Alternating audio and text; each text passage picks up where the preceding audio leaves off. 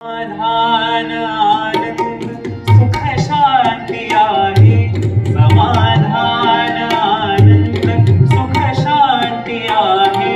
पुरी आस नाही उदंड सारे आहे.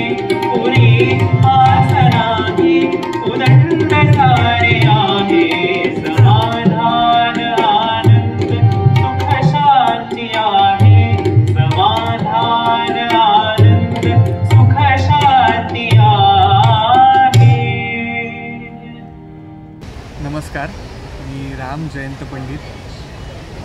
मुळात मी गायक आहे, पण संगीत माऊलीच्या निमित्ताने मी संगीत दिग्दर्शनाचं काम केलं आहे. तसं संगीत दिग्दर्शन म्हणजे हे नाटक काही माझं पहिलं नाटक नाही आहे. हे माझं सुदैवाने 5वं संगीत नाटक आहे. पण हे लोकांपर्यंत पोचलं आहे आणि तीही माझी एक ओळख निर्माण झाली आहे. आणि अनायसे हे नाटक मला मिळालं आणि मी आज भाग्यशाली समजतो की काही चांगल्या चाली आपल्या हातून लागल्या किंवा त्या गोष्टी घडून आल्यात असं मला वाटतं. सुवर्ण कांती चारुगात्री दिसते प्राचीवरती. सुवर्ण कांती चारुगात्री दिसते प्राचीवरती. जणू अप्सरा स्वर्गामधली प्रगटे भूमीवरती.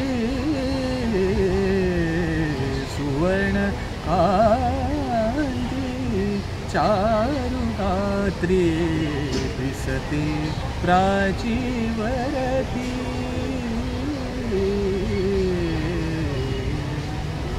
ह्या नाटकाच्या बद्दल सांगायचं झालं तर तसं हे नाटक लहान आहे किंवा तरुण आहे आपण म्हणू शकतो. तसं हे नाटक बसून साधारण एखाद वर्ष झालं आहे आणि अनेक फेस्टिवल्समधून म्हणजे NSDच्या फेस्टिवलमध्ये सुद्धा आम्ही हे नाटक सादर केलं.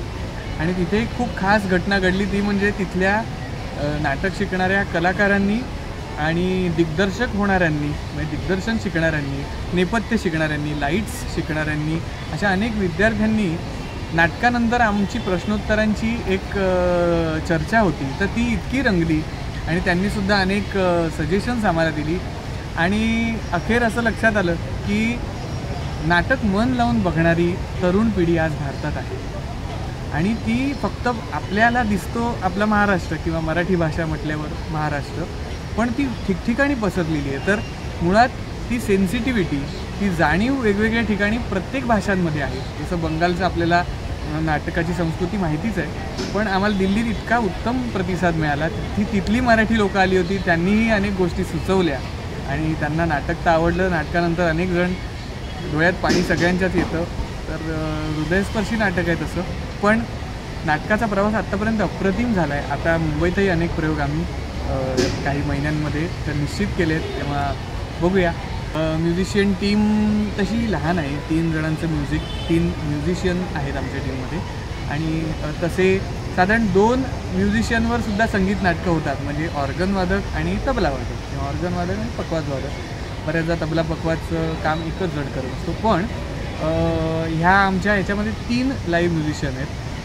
लाईव्ह म्युझिशियन हे संपूर्ण नाटकाचंही म्युझिक करू शकतात, पण आम्ही असं ठरवलं की आत्ताचा जो ट्रेंड आहे तर बॅकग्राऊंड म्युझिकचे ट्रॅक्स आणि लाईव्ह म्युझिक असं मिक्स करूया.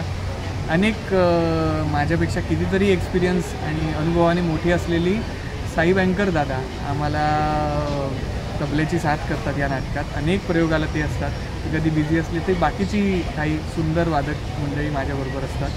त्यामुळे वादकांबद्दल सांगायचं झालं तर आम्हाला साई बँकरजींची साथ लाभते, हेच आमचं भाग्य आहे. आज तू संगीतकार म्हणून काम करतोस, पण तुझ्या गुरूंबद्दल काय सांगशील ज्यांच्याकडे तू शिकला असतो? हो, ही खूप महत्त्वाची गोष्ट तू विचारलीस. माझे गाण्यातले गुरुजी आहेत गाण्यातले गुरुजी आहेत माझे मनोज गोविंदराजजी, आणि त्यांचे गुरु आहेत पंडित प्रभाकर कारेकर. झालं असं की ओघाओघाने आमच्यापर्यंत नाट्यसंगीत आम्ही ऐकत होतो, पण ते आमच्यापर्यंत आणण्याचं काम हे पद्मश्री पंडित तुळशीदास बोरकर ह्या माझ्या गुरुजींमुळे झालं. मी काही कालावधी आयुष्याचा हार्मोनियम शिकण्यासाठी जात होतो आणि ते एक वेड लागलं होतं की गुरुजींसारखी हार्मोनियम आपल्याला थोडीशी तरी वाजवता यावी, कारण त्यांना मी लाईव्ह कार्यक्रमातून बघत असायचो. पण गुरुजी आमच्या क्लासनंतर तिथे त्यांचा ऑर्गन असायचा आणि ज्या विद्यार्थ्यांना वेळ असतील ते थांबायचे, तर गुरुजी ऑर्गन वाजवायचे. तर आम्ही इतकी नाट्यपदं त्यांच्याकडून ऐकलीत, बाजूला ऑर्गनच्या बाजूला बसून अशी आम्ही ती सगळी पाहिलीत.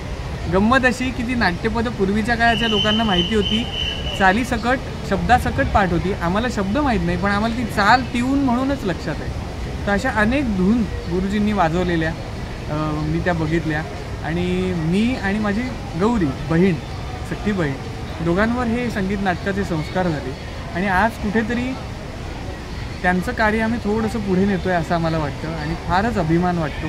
गुरुजी आज असावेत, असते तर फार बरं झालं असतं असं थोडीशी खंतही वाटते. त्यांची पाठीवरची थाप मला एका संगीत नाटकात मिळाली होती, संगीत गंधर्व गाथाच्या वेळेस, ते नेहरू सेंटरला आले होते. तर गुरुजींचं सगळ्यात मोठं काय म्हणू, त्यांनीच लावलेला हा दिवा आहे की जो आम्ही आज पुढे नेतो. संगीत नाटकातली आठवण अशी, जेव्हा चंदीगडला आम्ही प्रयोग केला तर त्यावेळी ह्या मराठी भाषा समजणारे तिकडे फारसे लोक नव्हते. तर तिथे जी लोक गोळा झाली होती त्यांना नाटकाचा भाव समजला, नाटकाची कथा समजली देहबोलीवरून किंवा ह्याच्यावरून. पण नंतर सगळे मला वारंवार भेटत होते. तर नंतर माझ्या लक्षात आलं की संगीत नाटकाची ही एक वेगळी गोष्ट आहे की संगीत हे वैश्विक आहे. जरी ती भाषा मराठी असली तरी ते संगीत वैश्विक आहे आणि ते कुठेतरी टच करतं हृदयाला.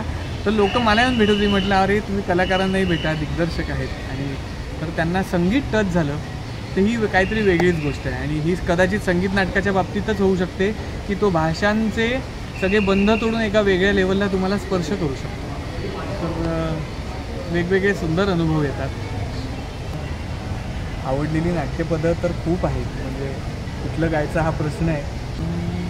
काटा रुते कुणाला, काटा रुते कुणाला, आक्रंदतात कोणी, मज फूलही रुतावे, मज फूलही रुतावे, हा दैवयोग आहे रुते कुणाला, काटा रुते कुणाला, काटा रुते कुणाला, काटा रुते